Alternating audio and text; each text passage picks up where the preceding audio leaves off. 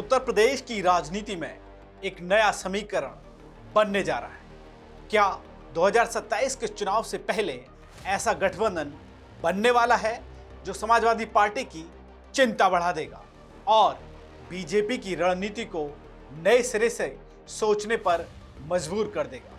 क्या मायावती और असदुद्दीन ओवैसी एक साथ आने की तैयारी में हैं? और अगर ऐसा होता है तो क्या यूपी की राजनीति में दलित मुस्लिम समीकरण एक बार फिर बड़ा फैक्टर बन सकते हैं?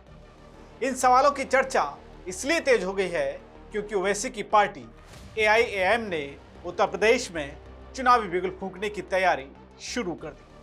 पार्टी ने सिर्फ चुनाव लड़ने का ऐलान नहीं किया बल्कि 200 विधानसभा सीटों पर उम्मीदवार उतारने की रणनीति भी बना ली है। और सबसे दिलचस्प बात यह कि चुनावी तैयारी के साथ साथ एआईएमआईएम ने गठबंधन का दरवाजा भी खुला रखा है। इसी वजह से राजनीतिक गलियारों में बसपा और एआईएमआईएम के संभावित गठबंधन की चर्चा तेज होने लगी है। तो क्या है पूरी कहानी, आज हम आपको इस वीडियो में बताएंगे। नमस्कार, राष्ट्रवाणी देख रहे हैं आप और आपके साथ मैं हूं साजिद अली। दोस्तों, ओवैसी अब उत्तर प्रदेश में अपने चुनावी अभियान की शुरुआत बहराइच से करने जा रहे हैं। बहराइच में होने वाली उनकी बड़ी रैली सिर्फ एक जनसभा नहीं बल्कि 2027 के विधानसभा चुनाव के लिए एआईएम का शक्ति प्रदर्शन होगा, यानी इसे शक्ति प्रदर्शन के तौर पर देखा जा रहा है। सूत्रों और पार्टी नेताओं की माने तो बहराइच की मटेरा विधानसभा सीट इस बार खास चर्चा में है। वजह है एआईएम के प्रदेश अध्यक्ष शौकत अली।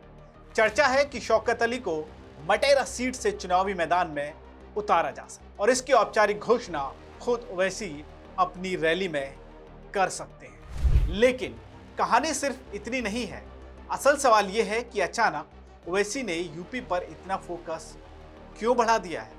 तो देखिए, इसके पीछे एआईएमआईएम की नई चुनावी रणनीति बताई जा रही है। पार्टी का मानना है कि उत्तर प्रदेश में मुस्लिम वोटों का बड़ा हिस्सा लंबे समय से समाजवादी पार्टी के साथ जाता रहा है, लेकिन एआईएमआईएम अब खुद को मुस्लिम समुदाय के सामने एक मजबूत राजनीतिक विकल्प के तौर पर पेश करना चाहती है। यानी ओवैसी की कोशिश सिर्फ सीट जीतने की नहीं बल्कि मुस्लिम राजनीति में अपनी हिस्सेदारी बढ़ाने की भी है। और यहीं से शुरू होती है बसपा की एंट्री। एआईएमआईएम के कई नेताओं का मानना है कि अगर बहुजन समाज पार्टी और एआईएमआईएम के बीच समझौता हो जाता है तो दलित और मुस्लिम वोटों का एक नया समीकरण तैयार हो सकता है। पार्टी के भीतर यह भी चर्चा चल रही है कि सही समय आने पर बसपा के साथ गठबंधन को लेकर पहल की जा सकती है। हालांकि फिलहाल कोई आधिकारिक और औपचारिक घोषणा नहीं हुई है, लेकिन राजनीतिक संकेत लगातार दिए जा रहे हैं। वहीं दोस्तों, बसपा पिछले कुछ चुनावों से अपने पुराने जनाधार को वापस हासिल करने की कोशिश कर रही है।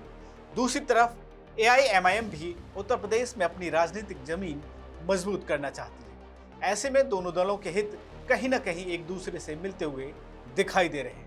अगर मायावती और ओवैसी साथ आते हैं तो सबसे ज्यादा किस पर असर पड़ेगा?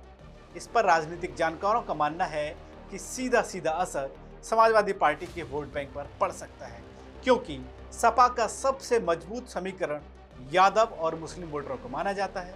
और अगर मुस्लिम वोटरों का एक हिस्सा एआईएम की तरफ जाता है और दलित वोटों का एक हिस्सा बसपा के साथ मजबूती से खड़ा होता है तो कई सीटों पर मुकाबले की जो तस्वीर है वो बदल सकती है।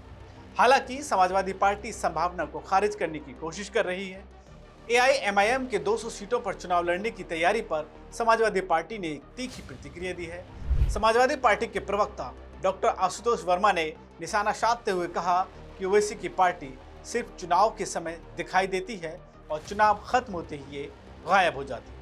उन्होंने आरोप लगाया कि एआईएमआईएम के मैदान में उतरने का फायदा सीधे तौर पर बीजेपी को होगा। सपा का दावा है कि मुस्लिम समुदाय पूरी तरह से जागरूक है और वो समझता है कि किसके साथ चुनाव लड़ने से किसे फायदा और किसे नुकसान होता है। सपा नेताओं ने खास तौर पर मटेरा विधानसभा सीट का जिक्र करते हुए कहा कि ये सीट लंबे समय से समाजवादी पार्टी के प्रभाव वाली सीट रही है और एआईएमआईएम के आने से वहां समीकरण प्रभावित हो सकते हैं। उधर दोस्तों, एआईएमआईएम अपनी तैयारियों को लगातार आगे बढ़ा रही है। पार्टी ने पूरे उत्तर प्रदेश को 4 बड़े जोन में बांट दिया है।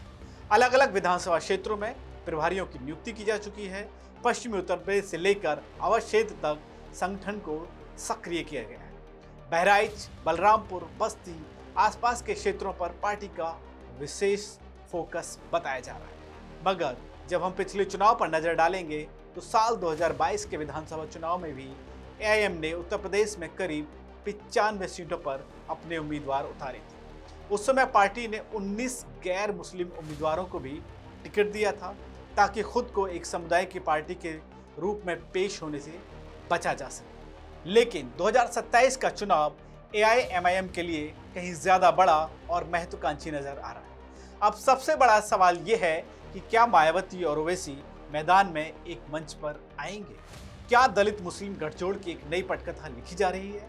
और क्या ये गठबंधन समाजवादी पार्टी के लिए सबसे बड़ी चुनौती बन सकता है, या फिर चुनाव आते आते ये सिर्फ राजनीतिक अटकल साबित होगा? फिलहाल इन सवालों के जवाब भविष्य के गर्भ में हैं, लेकिन इतना तय है कि उत्तर प्रदेश की राजनीति में हलचल होनी शुरू हो गई है और अब उत्तर प्रदेश में मोहरे सज रहे हैं, रणनीतियां बन रही हैं और 2027 की लड़ाई का पहला ट्रेलर अब दिखाई देने लगा है। और अब कुछ ही दिनों के बाद रैलियों का रैला भी आपको हर एक पार्टी की तरफ से दिखाई देगा। वैसे आपको क्या लगता है, क्या मायावती और ओवैसी के बीच गठबंधन होगा? अपना जवाब हमें कमेंट बॉक्स में लिखकर जरूर बताइए। बाकी तमाम खबरों के लिए आप जुड़े रहिए राष्ट्रवादी से।